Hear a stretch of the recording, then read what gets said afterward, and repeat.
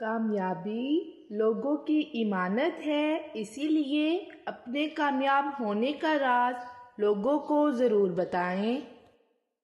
اگر تعلقات میں اچھائی کا بدلہ اچھائی سے ممکن نہ ہو تو پھر کچھ وقت کے لیے خاموشی اختیار کر لینی چاہیے۔ احسان کرنے والے کو احسان یاد نہیں رکھنا چاہیے اور جس پر احسان ہو اسے احسان بھولنا نہیں چاہیے۔ اگر آپ کام کرنے میں شرم محسوس نہیں کرتے ہیں تو آپ کمال کے انسان ہیں۔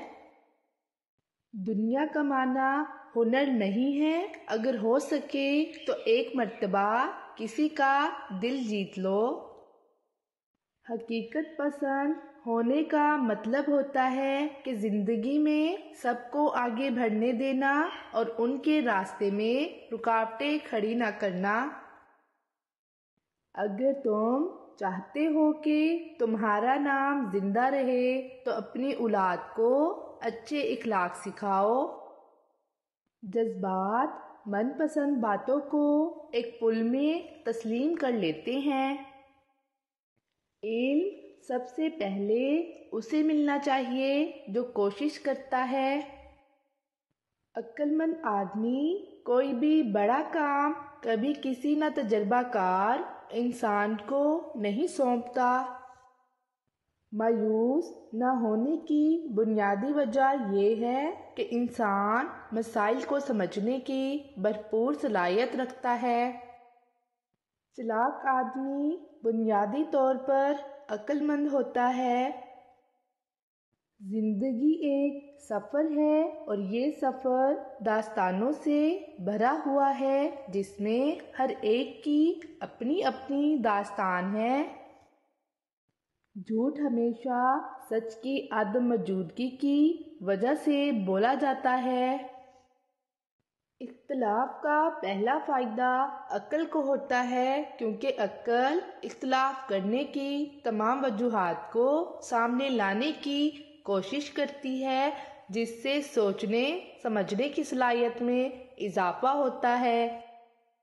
کسی کی رائے کو ثبوت کے بغیر حقیقت تسلیم نہیں کرنا چاہیے۔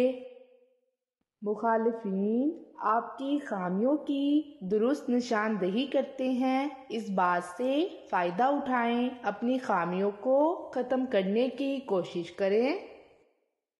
بغیر تربیت کے ذمہ داری ادا کرنا ایک مہنگا اور تھکا دینے والا عمل ہے۔ نصیحت خواہ دیوار پر ہی کیوں نہ لکھی ہو اسے اپنے کانوں میں ڈال لو۔ جس لمحے آپ میں سے کام کرنے کی شرم ختم ہوتی ہے وہی لمحہ آپ کی شعوری زندگی کی ابتدا ہے۔ کامیابی کی بنیاد اس وقت رکھ دی جاتی ہے جب آپ باتوں کو خود سے سمجھنے کی کوشش کرتے ہیں۔ لوگوں پر 3 احسان کیجیے، نفع نہیں دے سکتے تو نقصان نہ پہنچائے، کچھ نہیں کر سکتے تو دکھ نہ پہنچائیں، تعریف نہیں کر سکتے تو برائی نہ کریں۔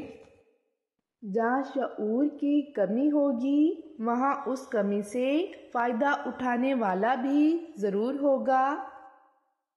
سوال پوچھنے کی جلدی اسی حد تک قابل قبول ہے تاہم جب آپ کے معاملے میں جلدی آپ کے سیکھنے کے عمل میں رکاوٹ بن سکتی ہے۔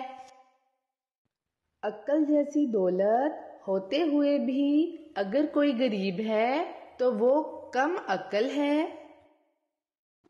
کسی بھی عمل میں تبدیلی صرف نتائج کی بنیاد پر ممکن ہے، تاہم اگر نتائج سے بے پرواہی اختیار کر لی جائے تو پھر کسی بھی عمل میں کوئی تبدیلی ممکن نہیں ہے۔ سچ کا پہلا فائدہ عقل کو ہوتا ہے جس میں عقل آسانی سے سوچتی ہے۔